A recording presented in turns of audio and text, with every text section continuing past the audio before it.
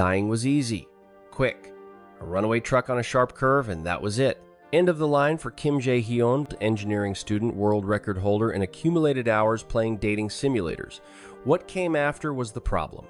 Waking up inside a supporting character's body was not part of the plan, much less discovering that the world around him operated under the rules of love between swords, the last game he finished before crossing the street without looking both ways. Worse still, he hadn't been reborn as the protagonist, not as the hero destined to win every girl and save the kingdom. He was reborn as Soren Valtieri, the rank C archer who appears in exactly 3 scenes before being killed by a mid-level boss.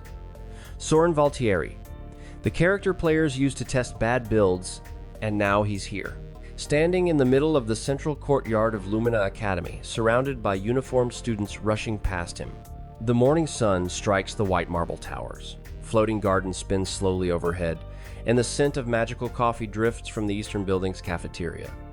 It's beautiful. It's cinematic. It's a nightmare. Soren looks at his own hands. Long fingers, pale skin, a thin scar on his left wrist. The academy uniform is uncomfortable, a navy jacket with silver details marking his status as a scholarship student. Rank C, the scum of the elite. The system chimes before he can process anything else. A translucent window appears before his eyes, floating in the air as if it had always been there. A system notification welcomes him as user 00 linking him to the Perverted Harem System. Calibration complete. Host analysis, Soren Valtieri. Rank C, class archer. Harem potential below average. Soren squeezes his eyes shut, hoping the window disappears. It doesn't disappear. He whispers desperately that he wants to uninstall it. The Perverted Harem System was designed to transform supporting characters into high-performing romantic protagonists. Cooperation is essential. The first mission is available. Soren refuses. The system informs him that uninstall is locked behind rank S potential. His current potential is F, of course. Because nothing in this new life could be simple, the courtyard keeps filling up.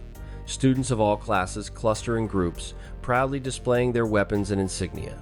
Rank S parade like celebrities, followed by looks of admiration and envy. Rank A form the bulk of the elite, competent and confident.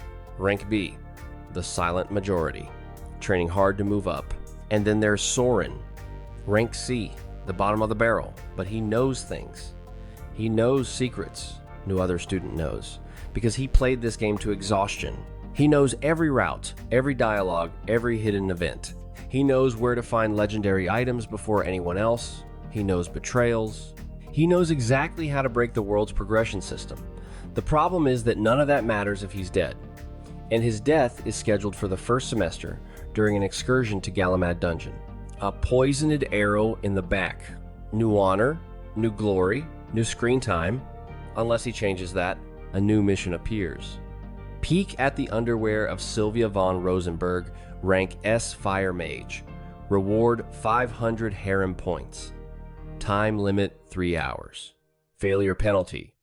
-2 permanent centimeters in relevant body measurements. Soren reads the message 3 times. Then, once more, he protests it is social suicide. The system threatens applying the penalty in 3, 2, and Soren panics, accepting the damn mission. Mission accepted. The system wishes him good luck and reminds him persistence is the key to a successful harem. The sun seems less bright suddenly. The floating gardens lose their grace. The magical coffee smells like ashes. Soren takes a deep breath. The air smells of freshly cut grass and despair. He needs a plan. A plan involving completing stupid missions, gaining enough power to survive the dungeon, and somehow not being turned to ashes by an offended fire mage. Simple. Just start with the hardest part, finding Sylvia. Sylvia von Rosenberg is exactly as he remembers from the game. Tall, auburn hair that looks made of liquid flames, amber eyes that glow with supernatural intensity. She walks through the corridors of the main wing as if the floor owes her respect, the Academy's red cape flowing behind her in defiance of physics. Students step aside when she passes. Not from fear, from reverence. Sylvia isn't just a rank S, she is the rank S, Academy number 1, the mage who defeated a lesser dragon alone during the entrance exam. Soren watches her from afar, leaning against a corridor column, trying to look casual. He fails miserably. Sylvia stops suddenly. Soren freezes. She turns her face slowly, amber eyes sweeping the corridor like headlights. Her gaze passes over him, stops, returns. He holds his breath. 3 seconds, 5, an eternity, and then she walks on. Soren exhales. His legs tremble. He just survived first visual contact with the main character. The system rewards him with 10 harem points for the achievement. Soren complains it nearly gave him a heart attack. The system explains scoring is based on interaction difficulty and recommends physical contact for maximum gains, which has an 87% chance of instant combustion. Soren pulls up his status screen, mentally gesturing. 47 luck. In a world where the rank C average is 20, that's significantly high, dangerously high. Luck was the attribute every player ignored. But Soren knows the truth. Luck is the most broken attribute. It affects drops, random encounters, chances of hair events. He has 47 right at the start. The system suggests entering through a ventilation duct to access the female locker rooms. Soren refuses outright. He will complete the mission his way, no maniac tactics. He has 47 luck. He trusts that. Or he dies burned, also a possibility. He detaches from the column and starts walking toward the training building. The magical training building is a circular, 5-story structure built from black stone, resistant to spells. Protective runes glow on the walls, pulsing at a constant rhythm like heartbeats. The air smells of ozone and possibility. Students practice on the lower floors, casting basic spells at enchanted targets. Soren climbs the stairs. He reaches the 3rd floor exactly when an explosion shakes the corridor. The door to Laboratory 7 is torn from its hinges, flying through the air and smashing against the opposite wall. Gray smoke pours through the opening, dense and suffocating. Magical alarms trigger, a sharp sound that cuts through the ears. And in the middle of the smoke, Sylvia von Rosenberg emerges, coughing, her clothes scorched, her auburn hair disheveled and covered in soot. She staggers, leans against the wall, rubs her eyes with the back of her hand. The red cape is torn in 3 different places. She is furious and vulnerable. Sylvia hasn't seen him yet. She's distracted, irritated, covered in ash, cursing in 3 different languages, including Ancient Elvish and an infernal tongue. The corridor's magical sprinkler system finally activates, releasing a rain of enchanted water that extinguishes the small fires. The water drenches Sylvia completely. The already battered uniform clings. Sylvia finally raises her eyes and sees him. Recognition crosses her face. The same boy from the corridor. The insignificant archer who was standing near the column. She asks him hoarsely from the smoke what he is doing here.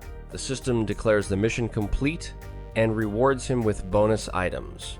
She notices the movement, notices the situation.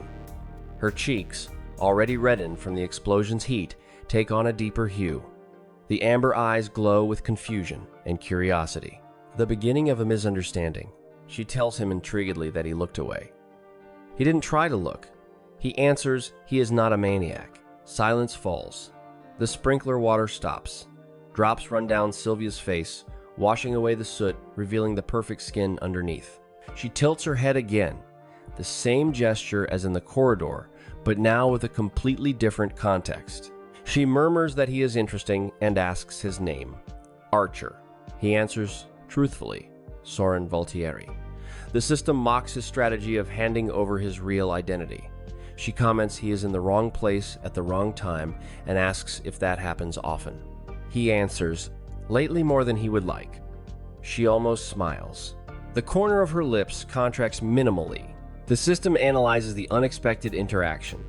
Target Sylvia von Rosenberg demonstrated 12% social openness above baseline.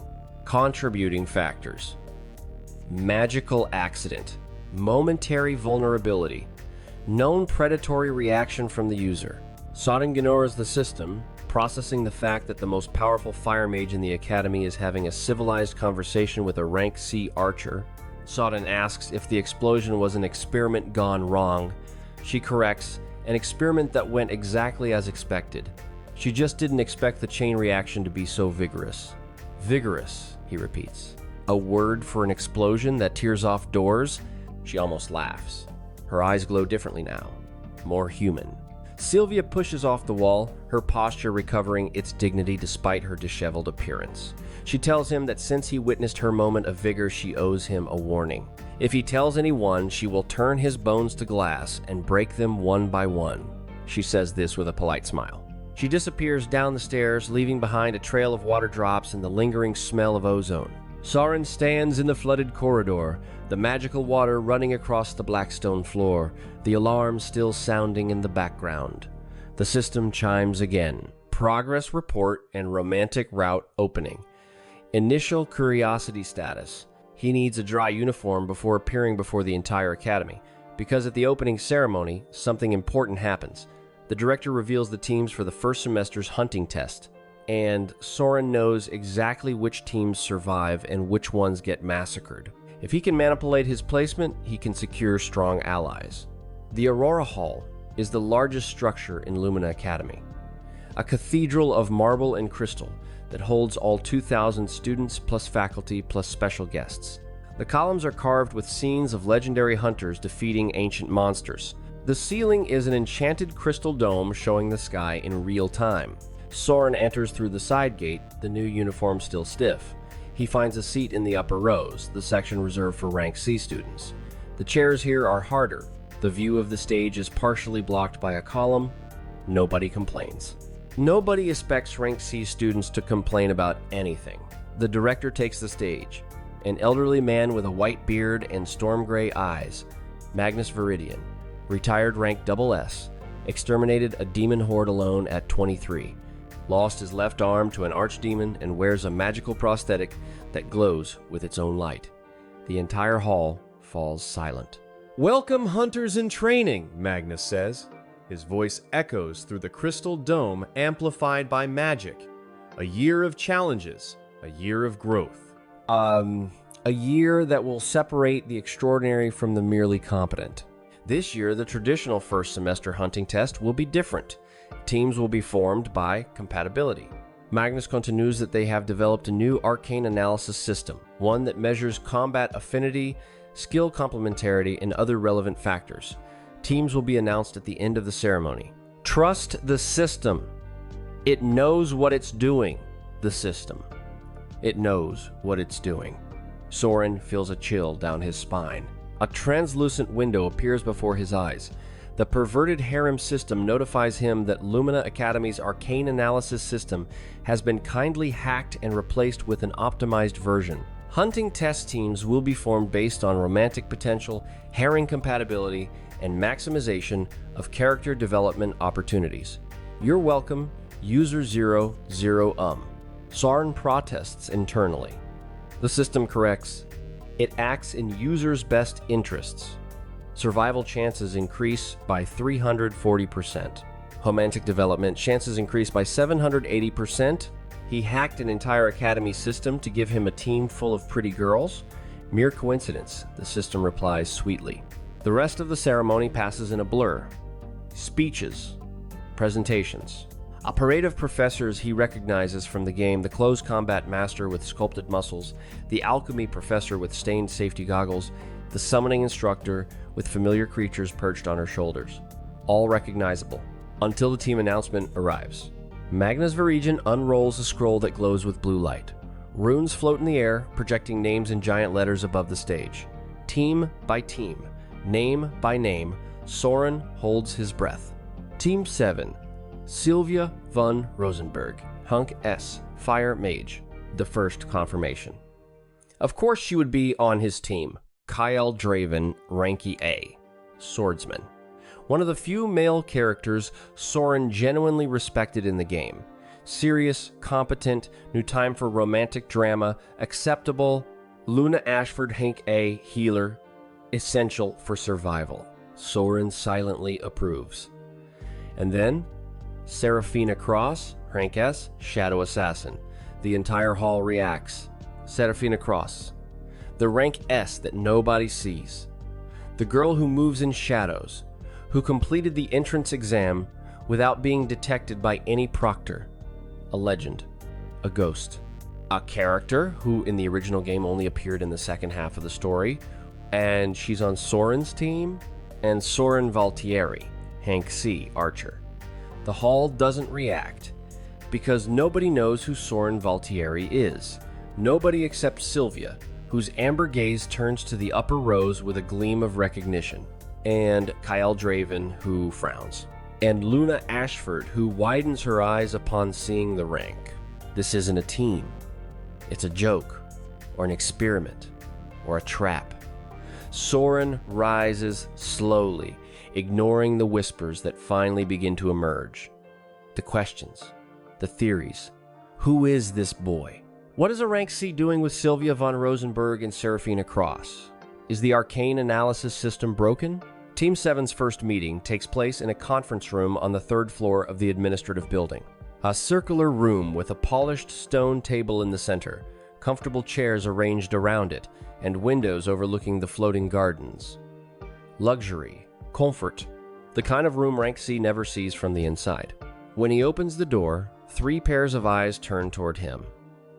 Sylvia sits in one chair, her new uniform impeccable, her auburn hair pulled back in an elegant ponytail. Kyle Draven stands near the window, arms crossed, his sword leaning against the wall beside him. Luna Ashford bends over a magical tablet. And in the darkest corner of the room, where the shadows seem denser than they should be, a silhouette leans against the wall. Serafina Cross. She doesn't move when Soren enters, doesn't blink, doesn't breathe audibly. She simply watches. Soren apologizes for being late, saying he got lost. Kyle repeats flatly that he got lost in a building that has exactly 3 floors and 1 central staircase. Soren claims a talent for getting lost. Sylvia confirms she saw him standing in the training building corridor earlier, completely still. He says he was thinking for 20 minutes. Complex thoughts. Kyle steps to the table and introduces himself. Rank A, swordsman. Specialty in direct combat and frontline tactics. Luna hazes her hand briefly. Rank A, healer, field healing, and magical support. Sylvia inclines her head with a near regal gesture. Rank S, fire mage, area destruction, and vigorous experiments. Everyone turns to the dark corner. The shadow moves. Serafina steps into the light, and it's as if the darkness peels off her like water flowing away. She is shorter than expected. Black hair cut to the chin, violet eyes that don't reflect light, a presence that drops the room's temperature. She introduces herself softly. Serafina Cross, Rank S, Shadow Assassin. His specialty in finishing things.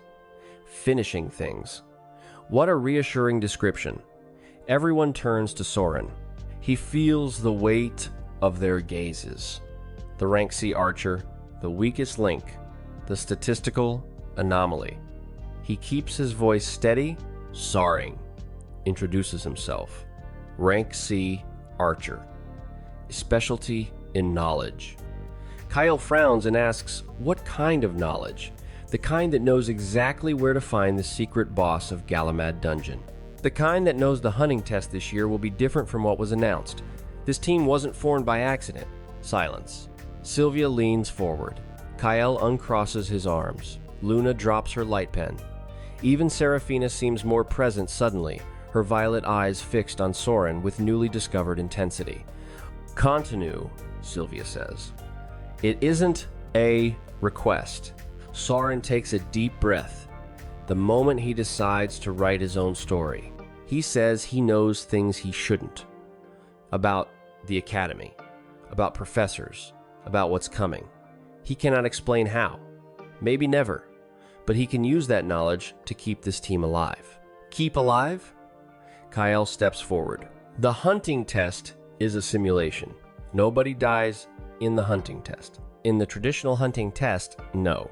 But this year isn't traditional. This year the simulated dungeon will be replaced by a real dungeon, and the teams won't know until it's too late. Soden is bluffing partly. He needs immediate credibility. A little distorted truth is better than a complete lie. How do you know this? Luna asks, voice trembling.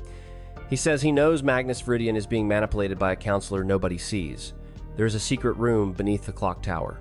The arcane analysis system that formed their teams wasn't created by the Academy. Sylvia stands. Her amber eyes are burning literally. "You are saying our teams were manipulated," Sylvia demands. He says someone wants this specific team together, and that someone isn't human. The silence that follows is heavy. Soren feels sweat running down his back, but maintains a neutral expression. He just placed all his cards on the table. Serafina is the first to move. She detaches from the wall and walks to the table, her steps completely silent. She places her hands on the polished stone and stares at Soren with those impossible violet eyes. "If what you say is true," she murmurs, "then you are the most dangerous person here."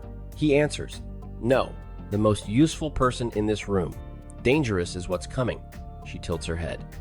"Considers," and then slowly the corners of her lips curve into a tiny smile. "I like useful." Kyle sighs heavily. "This is madness, conspiracy theories. Do you have any proof?" Soren says proof will come in 3 days. During the first joint training, a real monster will invade the training arena. A rank B shadow wolf. Nobody will be seriously hurt, but it will be enough to frighten everyone. He knows this because the shadow wolf event is the first scripted route deviation. "If that actually happens," Kyle says slowly, "then you have my attention." 3 days, Sylvia repeats. Until then, they train like a normal team, but if what he said is true, she doesn't finish the sentence. Doesn't need to. If it's true, then they will need him, and he will need all of them. The meeting ends shortly after. They exchange contact information, agree on a time for the first training, and disperse. Kyle leaves first, followed by Luna, who casts a curious glance at Soren before closing the door. Sylvia stops at the threshold. 3 days, she says, without turning. "I'll be watching." She leaves. Only Serafina remains, still standing near the table, her violet eyes fixed on Soren. "You're lying about some things," she says calmly, "but not about the danger." Soren doesn't answer, doesn't confirm or deny. "I also know things," Serafina continues. "Things I shouldn't know. Perhaps we are alike." And then she simply disappears. Not in a blink or a cloud of smoke. She's there and then she isn't. As if the darkness swallowed her completely. Soren is left alone in the circular room, the afternoon sun coming through the windows, the floating garden spinning slowly outside. The system chimes. Performance analysis. User 001 demonstrated exceptional initiative. Lying to main characters about non-existent threats to gain trust is an advanced herring strategy. "Not a herring strategy," he replies. "A survival strategy." The system congratulates him. He shakes his head. He's arguing with the system. He has 3 days to prepare. 3 days until the Shadow Wolf event confirms his predictions and solidifies his position on the team. 3 days to train, to study the environment, to discover what other changes the system made. 3 days to begin transforming Soren Valtieri into something different. Something that survives. The sun continues shining over Lumina Academy. The floating gardens continue spinning. Somewhere, Sylvia von Rosenberg is thinking about a strange archer who looked away when anyone else would have taken advantage. Somewhere, Serafina Cross is moving through shadows with a new mystery to investigate. Somewhere, Kyle Draven is questioning everything he knew about the Academy, and at the center of it all, a supporting character named Soren Valtieri is smiling, because he just realized something important. Being an NPC in a dating simulator doesn't mean being powerless. It means knowing the rules of the game. It means knowing exactly how to break them. And he's only just beginning. 3 days until the Shadow Wolf. 3 days until the prophecy proves itself. 3 days until a rank C archer with 47 luck and stolen knowledge starts rewriting the script of a world that thought it was finished. We've reached the end of part 1. If you made it this far and enjoyed the story, go ahead and leave your like to support the channel. Don't forget to subscribe so we can reach our goal of the first 1,000 subscribers. Comment part 2 below so I can bring you the continuation. If we get more than 10 comments, I'll release the next part for you all. See you in the next video.